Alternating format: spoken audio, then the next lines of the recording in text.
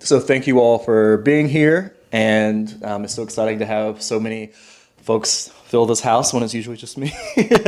And I just want to really, I probably will be processing for a very long time what this residency has meant for me and my writing, but I just feel a lot of gratitude right now. So thank you to the Jack Kerouac Project and to all the friends and the board members of the project for being so kind and gracious, and just giving me this opportunity, and also to the lovely neighbors who have been so kind and inviting me over and saying hello and bringing snacks and food and just being really welcoming. So thank you again. I'm just really filled with gratitude. So public service announcement before I forget.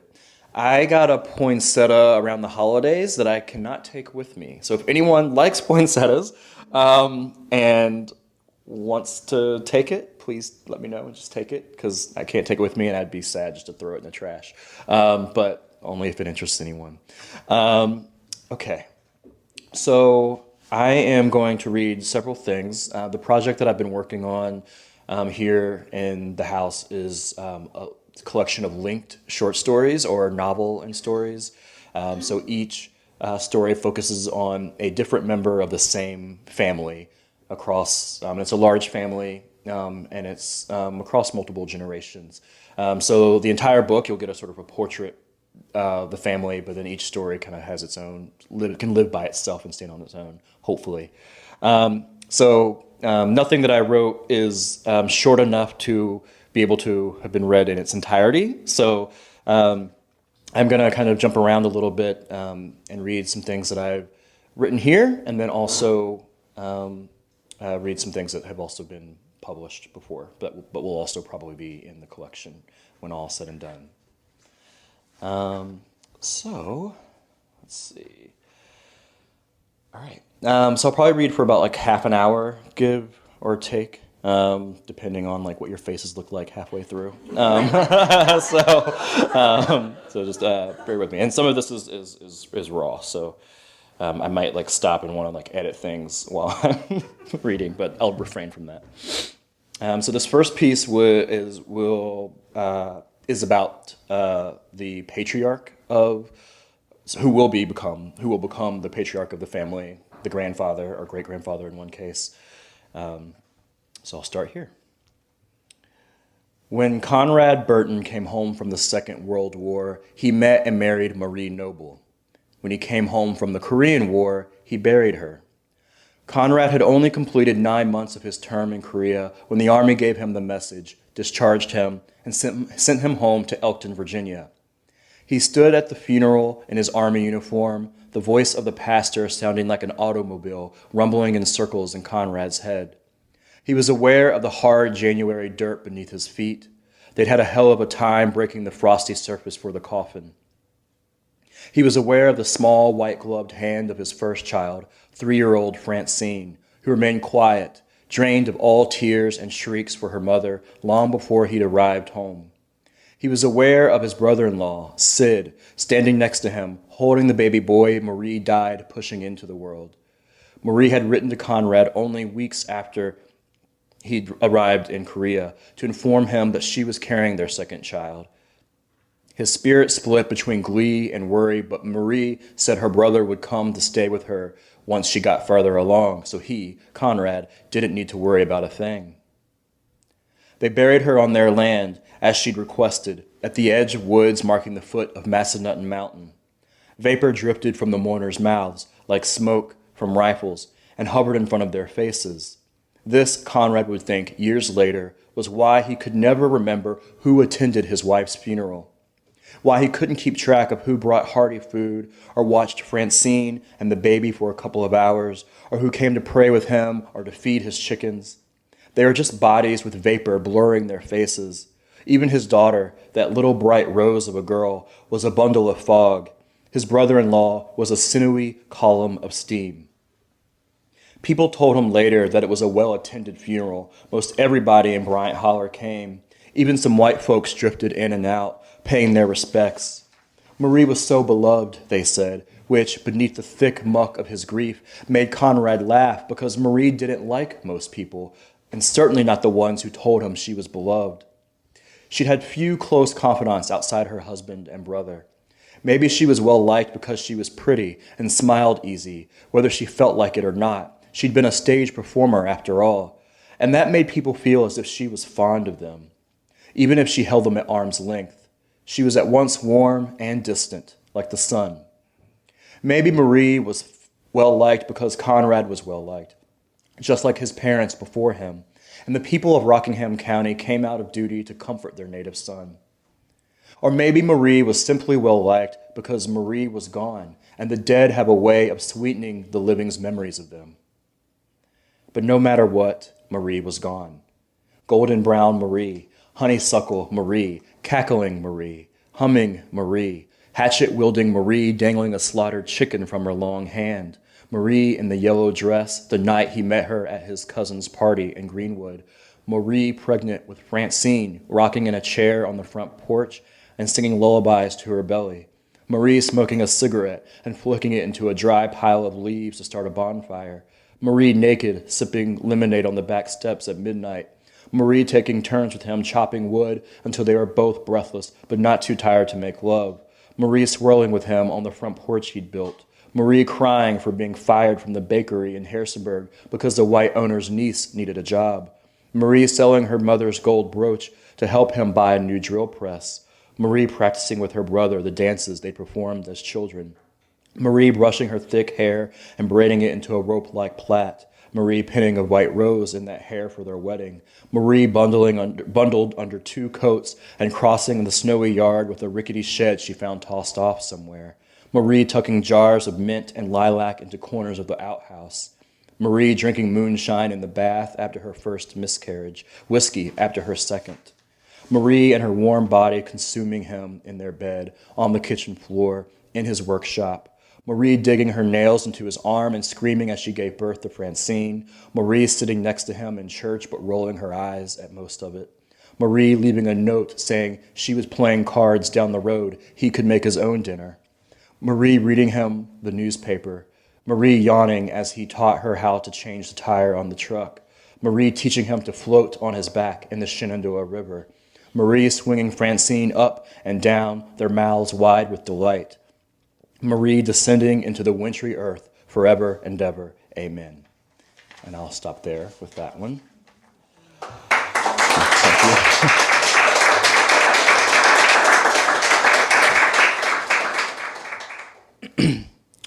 So this piece that I'm going to read now will be the start of a short story that focuses on the young woman who will become the grandmother of the family. And it's tentatively called Saint. This is a story Ada Morris will never tell her children. How quiet that dawn began. How silently she slid her feet into her shoes and started buttoning her dress in the dim back room of Clifford's store. How hushed and fast her breath was as she searched the room for a clock.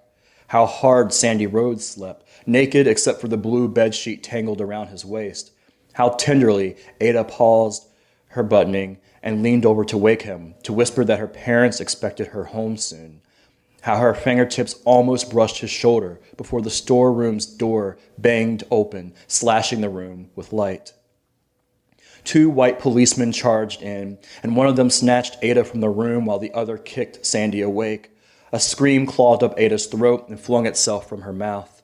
The policeman hauled her through the store aisles, and she begged for God to help her, and she asked the officer, "What did we do?" And she whispered, "Please, it's my birthday, please." And it was. April 11th, 1954. She was 17.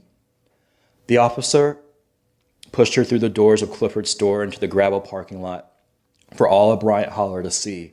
The morning air chilled Ada's skin, and her half-open dress flapped around her brassiere. She shivered. The sheriff of Elkton, Virginia, leaned against his car. The second officer dragged Sandy into the parking lot. The boy wore only his trousers, the bedsheet draped around his shoulders. His body was paler than usual in the dawn. He really could pass for white in that light. At the sight of him, alive and unbroken, Ada stopped screaming. She prayed, Lord Jesus, over and over, trying to calm the commotion in her mind, to understand what was happening, why the police had come for them. A small crowd began to gather, summoned by her screams. Her neighbors, her father's fellow deacons, her second cousins craned their necks to witness her and Sandy's half-nakedness and humiliation in the parking lot of his parents' store. Soon, Ada knew, someone would send word to her parents, who lived less than a mile up the road. Ada tried to catch Sandy's eye, but he only looked at the gravel, his golden skin splotching pink. Ada saw Sandy Rhodes naked for the first time 8 months before. It was a hot Thursday, late August. Ada had walked the 10 minutes to church to clean for the coming Sunday. Usually she and a few deaconesses cleaned on Saturday afternoon, but as she told her mother upon leaving home, any day is good to be in the Lord's house, to which her mother said, Amen. Ada dusted one of the stained glass windows behind the altar and the choir stand. In the window, a white Christ prayed at Gethsemane,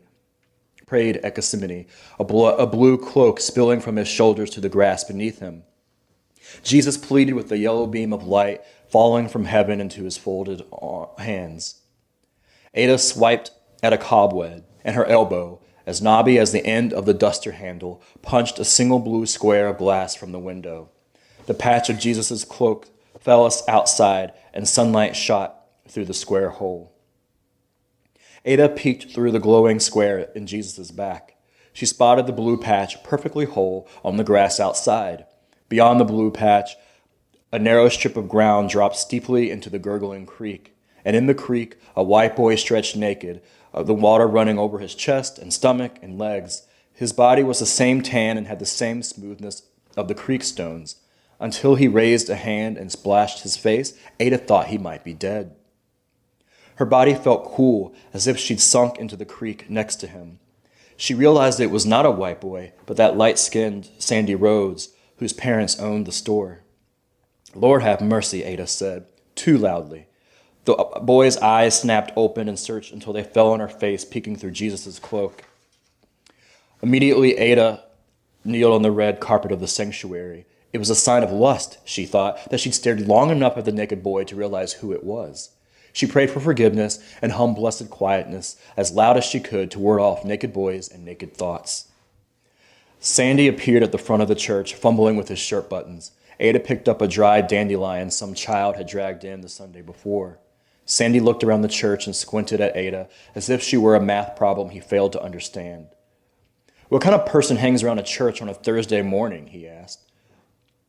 Ada's face and body were a stone. If she said nothing, maybe the tempter would leave. Sandy swallowed a breath. I'm sorry I alarmed you. That handsome and stuck-up Sandy Rhodes was capable of an apology surprised her. Ada crossed her arms. Who lays naked in a creek behind a church? She asked. Sandy nodded. Fair point, he said. I didn't think anybody'd be around. It's just something I like to do, so I don't get my drawers wet. Ada frowned. She had quite a few questions about this, but didn't think they'd lead anywhere godly. She turned away to straighten hymnals in the front pew. It's Ada, right? He said. Yes, she said. Ada Morris? That's my name. Ada Morris, Sandy said, stretching out the vowels. He reddened as if he just made an embarrassing confession. I'm Alexander. I thought your name was Sandy, Ada asked. Sandy laughed. What'd you think Sandy was short for? Nothing. Ada didn't want to say why she thought everybody called him Sandy, because his skin and hair were the color of wet beach sand. She and her family had gone to his family store for years, but never had they said more than a few words to each other, usually just please and thank you, and when the next shipment of this or that might be in. Sandy held up the blue glass square. I can help you fix it, he said. Least I could do for what you've seen. I can run over to the store and get the special glue. It fixes everything. Ada bit her lip. She could have easily explained that it was an accident, and her father or one of the other deacons would have fixed it. Her mother may have given her a mild scolding for not being more careful, but everyone else would be forgiving. After all, Ada Morris had never been in a lick of trouble. But Sandy stood there with the blue square in his hand as if it were a compass, and he was ready to guide her on a journey, and she wanted to see where it might go, even if it was just a mile or two. All right, Ada said. Okay, and I'll stop there with that one. Thank you.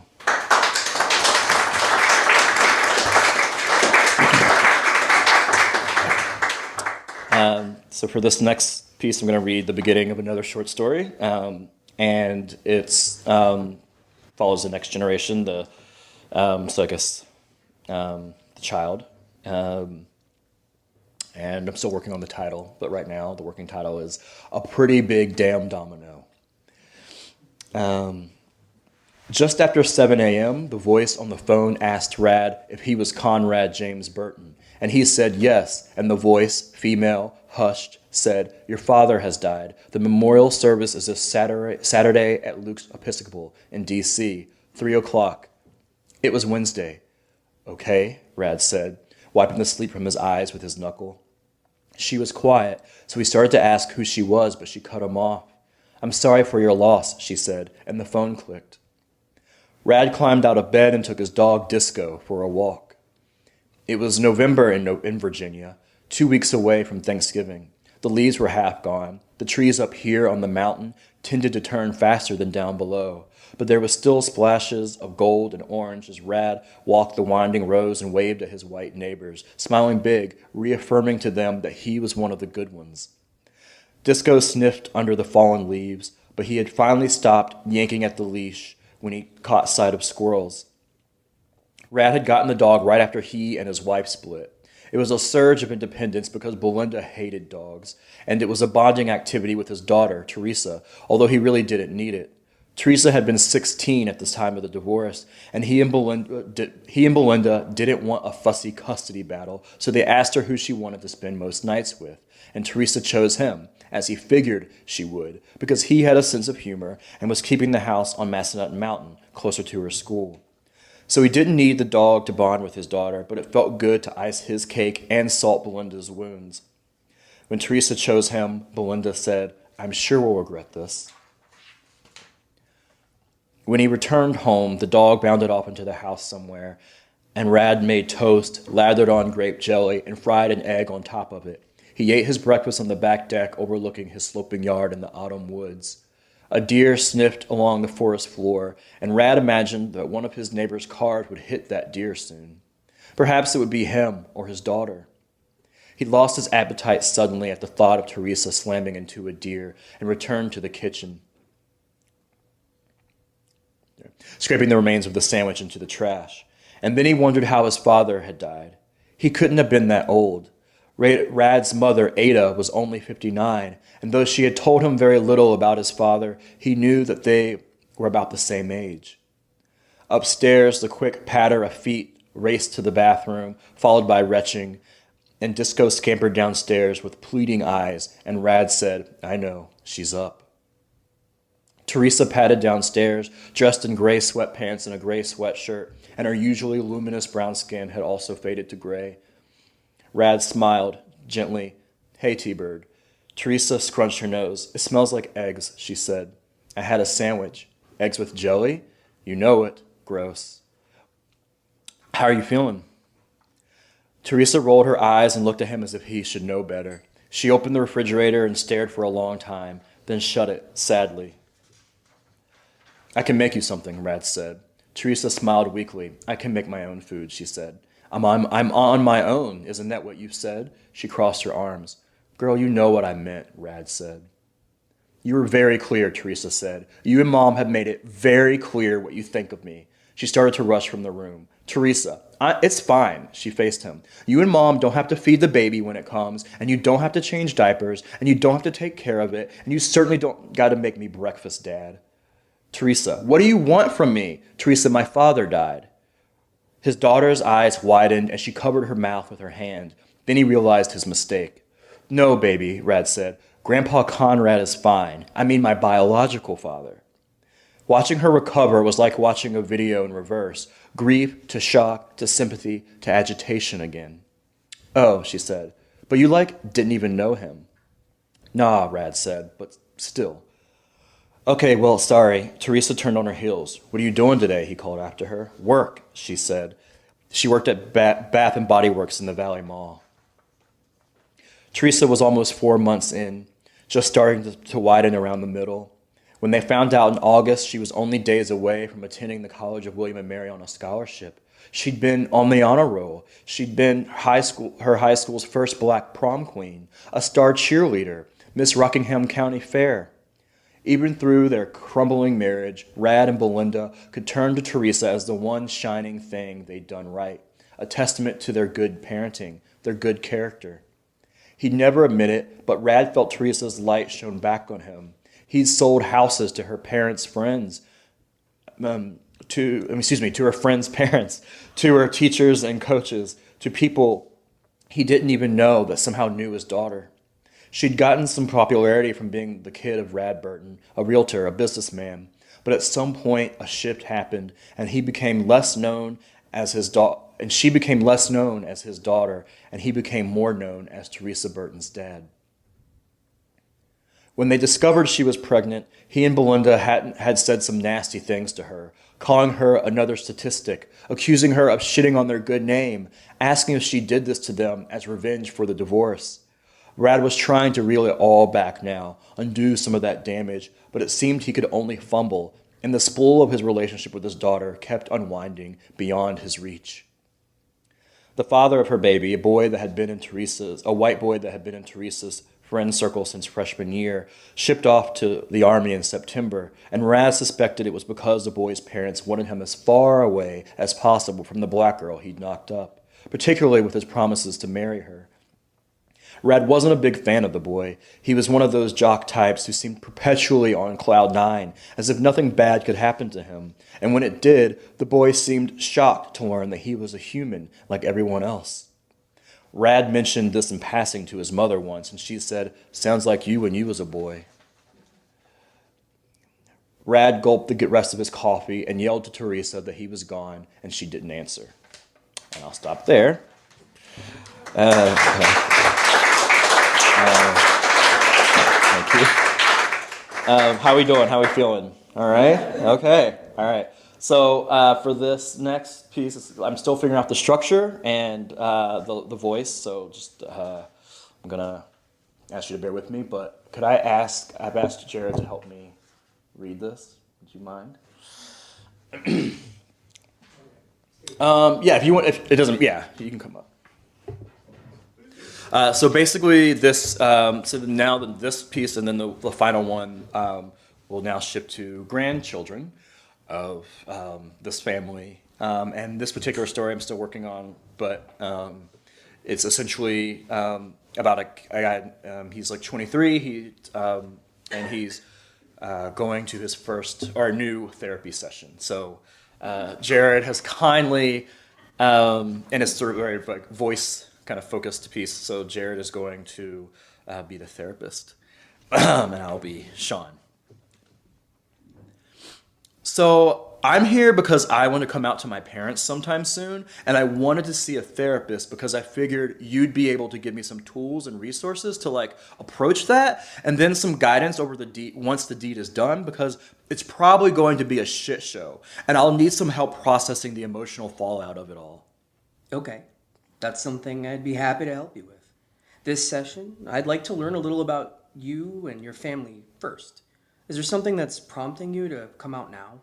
Well, it's a new year, and I'm done with school, and I feel financially independent for the first time, so I'm just ready. I've been hiding it as much as I can because, hello, no one else in my life was surprised when I told them I was gay. And hiding it and blowing it up when I'm around my family is like really exhausting, and it can't be good for my health.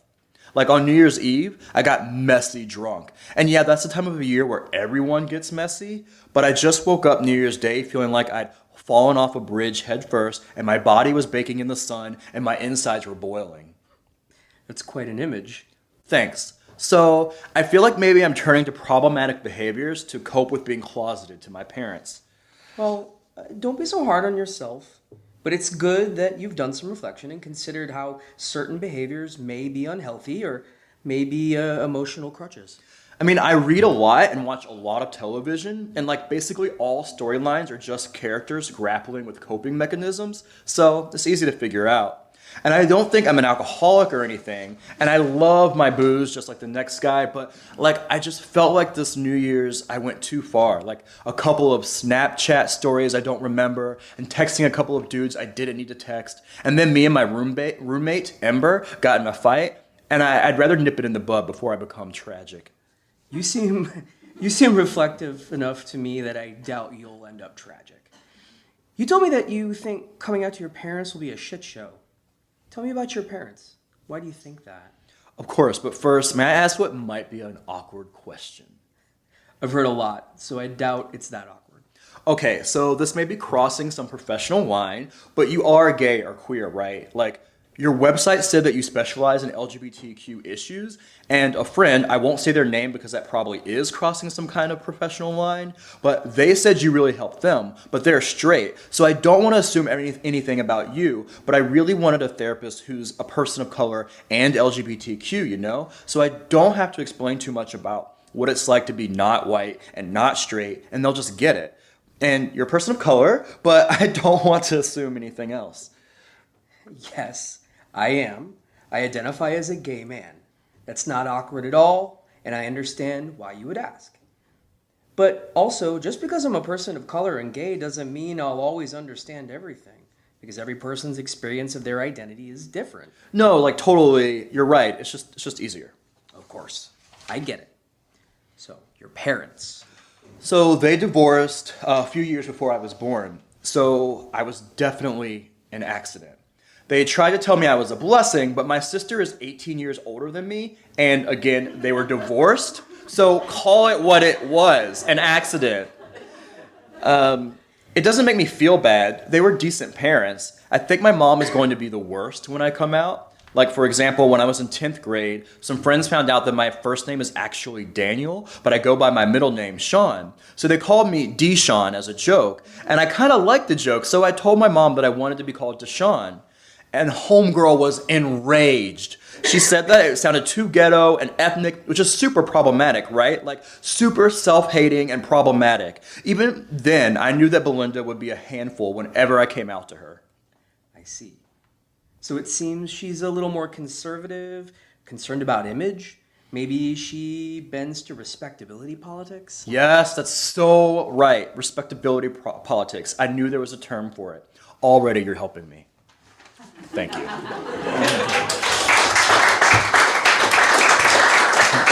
Thank you, Jared. He did not know that was necessarily happening until he walked in today. So the final piece is something that has been published, and it also will follow. The protagonist is also a grandchild in this family. And this piece is called Maidencane. Actually. I had one of those moments. Okay. Nowadays, the memory starts like this. There's a rush in the red dirt, and you and your brother snatch up the tackle box and run from the girl.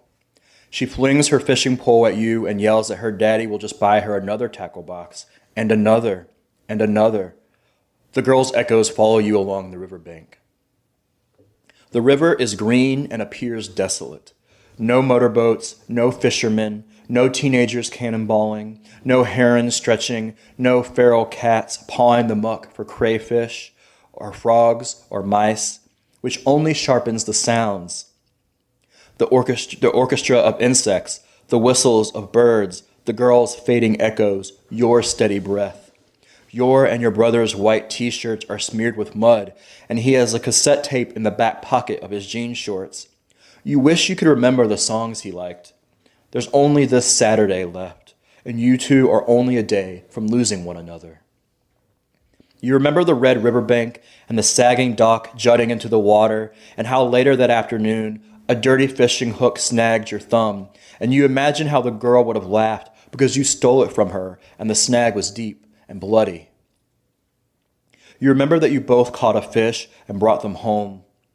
Your mother spread newspaper over the kitchen table and began to clean the fish while your father sat outside on the porch, chopping potatoes. You and your brother sat next to your mother at the table, but every few minutes he jumped from his chair to rewind a cassette tape to the start of the song he liked most. He had borrowed the tape from a school friend. You didn't really understand the song, but you admired so much how easily your brother had learned it, how he mouthed it aggressively, as if he could will the people around him, the whole house, to match the song's exuberance. Your mother chopped off the heads of both fish and then started to cut one open along its belly, but suddenly stopped and just stared at the mess she'd made soaking into the newspaper. Your daddy came in from the porch with a plastic bowl filled with the chunks of potatoes and stared at her. She asked him to help her, and he said he didn't know how to clean fish. Your mother started to cry, and your father just stood there, hunched over, as if he might fall over at any moment, and only now did you get that they felt guilty because this was your last supper together, and they couldn't even get this right.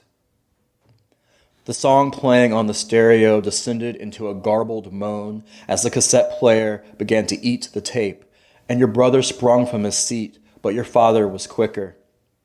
He yanked out the cassette, its tape snapping and trailing from it like it spilled entrails, and he flung the cassette onto the table where it slid into the fish heads. All fell quiet, even your mother. To break the silence, you lifted your snagged thumb for them both to see. It had started to sting sharply, and your flesh was red and angry. Your parents bickered about what to do with you, complaining because they feared you'd get tetanus and they couldn't really afford the shot. That's not who you were back then, a person who could afford tetanus shots willy-nilly. In the end, you piled into your father's truck and they all took you to get the shot. It was only later, back at home, while your dad wrapped up the mess of a fish and took it away, that your mother explained to you and your brother what was happening as she uselessly rewound the tape back into the cassette with a pencil. She and your brother were taking a long trip, but you were staying with your daddy. After, your mother disappeared to her bedroom, and your daddy went to the front porch while your brother microwaved canned pasta for you both to eat for dinner. That night, you and your brother made plans to run away, but your father stayed awake all night watching loud war movies on the television, only falling asleep into his usual snore at 7 a.m. when your mother awoke, as if they anticipated your plans and coordinated a watch schedule. A few hours later, your brother and mother boarded a westbound Greyhound bus leaving Florida for good. The details of those 24 hours stick with you like bread caked to the roof of your mouth, like fat in your arteries, like dirt underneath your fingernails. You are the trees that day, deep green and drooping with humidity. You are your brother's sneakers in the red dirt and the rubber band he used to tie his dreadlocks back. You are the girl on the dock and the snagged hook in your finger. You are the pencil your mother used to wind up the cassette. And you are the scar your daddy got the next morning after slamming the metal screen door on his ankle after they left. The ankle of a man who only knew how to love one person at a time. Your mother chose you for him and took herself and your brother out of the equation to make it easier. All of this, and what you will think about most, is the girl on the dock, from the scab on her elbow to the purple galoshes that her sister passed down to her. And I'll stop there. That's it. Thank you all. Thank you.